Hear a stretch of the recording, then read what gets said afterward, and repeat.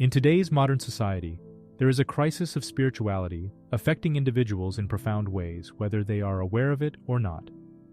Our current state of culture has led to a lack of meaning and purpose in our lives, and this has had tremendous, yet poorly articulated effects on our collective psyche. Before delving into why this crisis is so pressing, let me begin by explaining what I mean by spirituality. It's a word often thrown around carelessly, with little thought to what it actually means. When I use this term, I am not referring to a god or any religious affiliation. Instead, I am referring to the sense of purpose and meaning that people derive from their beliefs, experiences, and interactions with the world around them. This sense of spirituality can manifest in various ways, such as the belief in an idea or cause, in a group of people, in a way of life, or even in a higher power. These days, there is a growing sense of disillusionment and cynicism amongst people. In the Western world, it seems that we have never been more suspicious and distrustful of our governments and economic systems. From political scandals to broken promises, it is becoming increasingly difficult to have faith in the institutions that are supposed to represent and serve us. People are also finding it harder to build and maintain relationships. They are having fewer families, with many choosing to delay or even forego having children altogether. They have fewer friends and often feel disconnected from their communities. Even careers that once felt important or meaningful can now seem hollow and unsatisfying. There is an epidemic of mental disease, of suicides and drug abuse, so-called diseases of despair. The lack of purpose and connection in our lives is one of the defining characteristics of the crisis of spirituality in our modern world. So when I speak of spirituality, I mean it in this context. This sense or feeling or perspective one has that makes them get out of bed in the morning and put their energy into the day. To feel that it is worth living, and that certain things are worth the sacrifice and energy in of themselves. More and more this sense is missing from our modern lives, with despair and hopelessness inexorably creeping in instead. So how did this come about? How did we find ourselves here? While it may be tempting to seek out a simplistic explanation for this complex phenomenon, it is important to acknowledge that it is likely the result of a multitude of factors. However, I will attempt to offer a perspective that resonates with my personal experience and may also resonate with yours. Having been brought up in a religious environment, I once subscribed to a belief in a higher power. However, as I matured and began to question the world around me, I eventually became an atheist in my 30s. At the time, I believed that science offered a more accurate and comprehensive explanation for the workings of the universe. I saw religious beliefs as nothing more than archaic superstitions that modern, intelligent individuals like myself could easily discard. As a result, I began, like many before me, to adopt a scientific perspective on the world and my place within it. To me, everything could be explained through the language of math, physics, and biology. My very existence could be traced back to a supernova that occurred billions of years ago, in which the remnants of a dead star were reconstituted into the elements of the solar system. Life on Earth emerged via a mere quirk of random chance. Then evolution happened, and after letting the organic soup simmer and react randomly for a few billion years, someone like me emerged. A biological automaton thinking these thoughts and writing these words. Everything was explainable through empirical science, and everything could be reduced to a series of causes and effects. Gone are the days when we believed that humans were a divine creation, put here on earth by some mythical god with a specific purpose in mind. Today we understand that we are one species of millions, occupying a small corner of the vast and infinite cosmos. In the grand scheme of things, our planet is but a mere speck of dust, orbiting an ordinary star in a random spiral of an ordinary galaxy. We are not the center of the universe, nor are we the pinnacle of creation. We are merely one small part of a much larger whole, a piece of the puzzle that makes up the rich and diverse tapestry of life on Earth. When we consider the sheer number of species that have walked, swam, or flown on this planet, the humbling nature of our existence becomes even more apparent. We are not unique or special, but rather just one part of a much larger and more complex system. The world does not revolve around us. and our actions do not hold any cosmic significance. Over and over again, science has rudely interrupted any notion that we are privileged creatures that stand above others. Over the last few hundred years, humanity has hurtled towards the epiphany that we are not endowed with unique significance, and that we lack autonomy in the grand tapestry of existence. While this may not register, in as many words, in the forefront of most individuals' minds, the sentiment frequently resides just beneath the surface, an incessant feeling that we are a minuscule and inconsequential fragment of an expansive cosmos. There are two important implications of looking at our existence through this lens that is directly responsible for what I call a low-grade, smoldering nihilism that has lurked beneath the surface of our modern collective consciousness, especially in the Western world, where this empirical worldview is most dominant. The first is our concept of free will, and the second is our approach to pain and struggle. Let us tackle the issue of free will first. The empirical worldview led me to the inevitable conclusion that if everything in the universe operated according to the laws of causality, then what, if any, agency or free will did I possess? Was I truly the master of my own fate? Or was my life just a series of predetermined events unfolding like clockwork?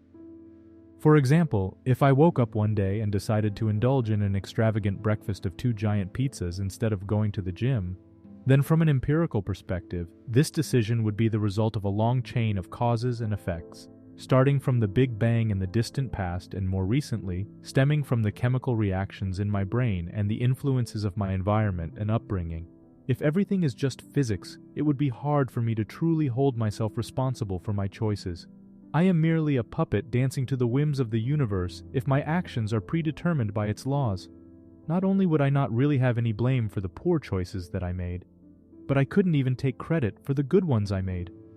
Indeed, the entire concept of good and bad meant nothing at all. I was not an independent agent, free to course my own path and write my own stories, but was instead a mere mote of consciousness, caught, helpless, in the crosshairs of cosmic chance. When I first became an atheist, I would argue the idea that man didn't really have free will and felt myself clever for putting forward empirical arguments in favor of it. Where's room for agency and choice when all evidence points to the contrary? If you disagreed with me, it was only because you chose to ignore science and stick to your archaic superstitions. I felt myself clever, without realizing that I had built, for myself, a beautiful nihilistic prison.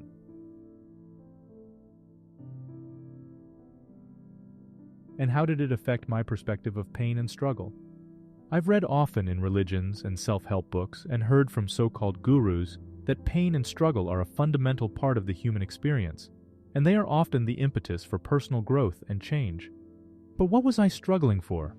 Give me something that mattered, and I would struggle for it. I would endure the pain along the journey to attain it. But when I would set goals for myself and started down a particular path, the low-grade, smoldering nihilism crept in again. This thing I was struggling for, this thing I was enduring some measure of pain for, well, it didn't really matter, did it? So why bother? It was difficult for me to stay on the course of a difficult thing if I didn't really believe it was really worthwhile in the cosmic scheme of things.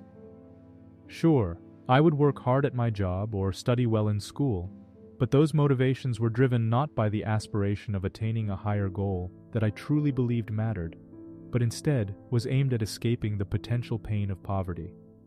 I worked hard inasmuch as it mattered to not be poor, or to not let others think I was lazy or dull. I was driven by fear, not courage. If I felt sick, or had an injury, or had some setback in any other way, it meant only that the arbitrary laws of the universe had randomly aligned themselves to cause me needless suffering. Oh, what terrible luck I had. Why couldn't the universe have granted me an easy life? A life where I was good-looking, rich, successful, and had a high status in society? Because I lived in an empirical world, there was no question of using these moments of struggle and pain as an opportunity for self-development and transformation.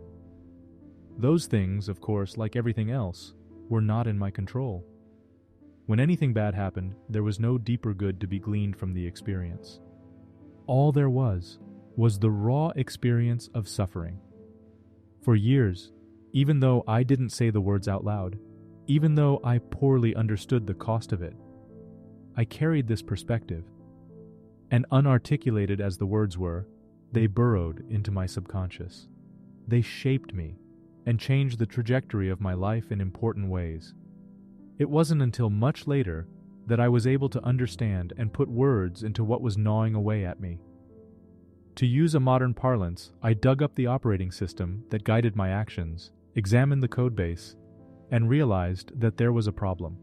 This was no way to carry on. I suspect that I am not alone in experiencing the effects of this perspective. Many individuals who have left behind their religion, traditional values, or community may be grappling with similar demons even if they are unaware of it. Even if they don't have the words like I did to explain what ails them. The fundamental loss of belief in a guiding force, whether divine or cultural, can leave us feeling adrift in a world where everything seems arbitrary and unfeeling. Without a framework for understanding our place in the universe, we may struggle to find our path within it. So what can one do when faced with this problem? During these moments of existential questioning, what action should we take? Is it possible to discern significance and purpose in a universe that appears indifferent to our existence? As an atheist, I believe the answer is to take a profound leap of faith. The leap of faith that I propose is not grounded in any particular religious doctrine, nationalistic fervor, or political ideology. Rather, it is a faith in my own capacity for self-determination and autonomy. Taking this leap of faith implies that despite the nihilistic conclusions that science may suggest, I genuinely possess the power to influence and mold the direction of my own life. It is in a very real sense a blind faith, unable to be penetrated with argument or evidence. And yet I choose, if I may, to believe that I can choose. I choose to believe I have agency, that my choices matter, that my story is yet unwritten and could go in an infinite number of ways. I choose to believe I am the writer of that story. You may argue that this belief in self-determination is nothing more than wishful thinking, a comforting delusion that shields me from the harsh realities of a chaotic and unpredictable world. But I refuse to see it that way. I believe that by choosing to believe in my own agency, I am giving myself the power to shape my own destiny. This is not to say that I am in complete control of my life, but rather that I have the ability to make choices and take actions that can lead me in different directions. But what then to do about the vastness of the universe? How do we approach the infinity of the cosmos and the smallness of our time and place within it? How to avoid being crushed by its immensity? I found, as I armed myself with my blind faith, as I set about the business of writing my own story, of choosing my own path, I found that sense of smallness to melt away. Religions, too, have no recourse to explain our smallness in the grand scheme of things, and yet to many that profess religious faith, it doesn't seem to matter. It must be, I suppose, a very human thing to feel that the only cosmos that matters is the one within us. The only universe we care about is the one we experience directly in our lifetimes. Perhaps that is the essence of what it is to be human. Armed with faith in my own agency, pain and struggle was no longer just mindless suffering. Imbued with a sense of meaning now, when a direction was chosen and a path coursed, traversing it likely did involve struggle and perhaps even pain. But now it was the pain of transformation, not the pain of personal suffering. Now, when I struggled, I was building resistance and strength against whatever forces the cosmos could put in my way to avert me from my chosen path. Now the struggle was not only expected, but worth it in the long run, because it would, like the sages tell us, make me stronger. For better or worse, I cannot bring myself to believe in God again, but I also recognize the effect of not having a God, of not having tradition or culture within which to place myself. Finding a sense of spirituality in this modern world is a difficult task.